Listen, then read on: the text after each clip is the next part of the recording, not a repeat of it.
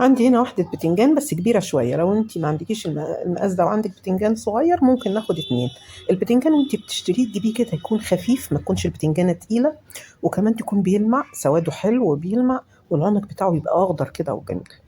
بعد كده بقشرها انا يعني حابة ان ايه يبقى في جزء من القشرة في البتنجان بتاعي، فقشرت جزء وسبت جزء. ابتدي اقطع البتنجان بتاعي مكعبات زي ما احنا شايفين كده، بقطعه مكعبات مش كبيرة، مكعبات متوسطة. اقطع البتنجانة كلها وبعد كده اديلها رشة ملح واسيبها تنزل المية بتاعتها زي الطريقة المعتادة اللي احنا عارفين بنعمل البتنجان بيه ازاي. عندي كمان قرن فلفل كده، الفلفل اللي هو الاسكندراني ده بيبقى حلو قوي. بقطع قرن فلفل، هو مش حامي، بارد. لو انت عايزة فلفل حامي ممكن تحطي. عندي كمان 4 طماطمات بقطعهم مكعبات صغيرة.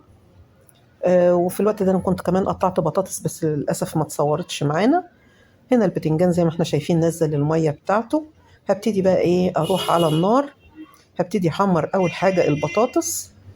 الزيت سخن ونار متوسطه، ما تخليش النار عاليه، النار العاليه بتحمر لك الحاجه بسرعه وما بتسويهاش. فالزيت سخن لكن النار ايه متوسطه. وابتدي احمرها، هديها تحميره بسيطه اللي هي يا دوب تبتدي تاخد لون كده ذهبي فاتح خالص زي ما احنا شايفين. وكده تمام. اخرج البطاطس واحط مكانها البتنجان بتاعي. اكله جميله، اكله بس عايزه ايه حبه عيش بلدي كده طازه ولا جاي من الفرن جميل كده. وكلي بقى براحتك، سواء في غدا سواء في عشاء سواء في فطار. تحطيها في سندوتشات، اكله فعلا تحفه. ابتدي برضو ادي للبتنجان بتاعي تحميره بسيطه لون ذهبي.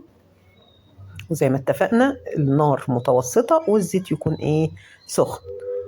خدنا اللون الجميل اللي احنا شايفينه ده، ابتدي اخرج البتنجان بتاعي كفايه عليه كده. ما تغمقيهوش، خليه كده لونه فاتح.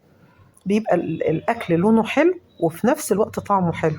لكن لو دوستي عليه بالسوى وبالتحمير بيدي لون غامق للحاجه، وفي نفس الوقت عشان تحتفظي بقيمته الغذائيه. كده تمام. هبتدي احمر كمان الايه الفلفل. لو عجبك الفيديو عايزه تحفظيه عندك اعملي له شير واعملي لايك عشان نرفع الفيديو. ولو عجبتك فكرة القناة اعملي متابعة للقناة وللصفحة بتاعتي على الفيسبوك. هبتدي أحمر الفلفل بتاعي. الفلفل طبعا زي ما احنا عارفين ما بياخدش وقت خالص، يا دوب دقيقة وتلاقيه كده هيبتدي يلون. خرجيه عشان تحتفظي بلونه وريحته الحلوة. كده تمام. هبتدي بقى أجيب طاسة على النار.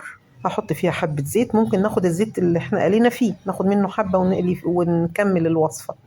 بعد كده حطيت معلقة كبيرة من الثوم. يا دوب الثوم يطلع ريحته، مش عايزة احمره، هو بس ايه اشم ريحة الثوم. طبعا هو كان طالع من الفريزر فخد وقت معايا شوية. وبعد كده احط له حوالي 3 معالق من الخل الابيض. وهنزل عليه بمكعبات الطماطم، فلفل، كمون، كزبرة، فلفل اسود، حبة بابريكا كده حلوين. لو انت بتحبي الصلصة حطي، كنت الصلصة بس كنت حطيتيها في الأول أول حاجة. وبعد كده نص كوباية مية. تسيبهم يغلوا وانزل بكل بقى الخضار اللي انا ايه حمرته. واوطي النار واسيبهم يستووا كده مع بعض وياخدوا يدوا مع رشة كزبرة وبألف هنا وشفا.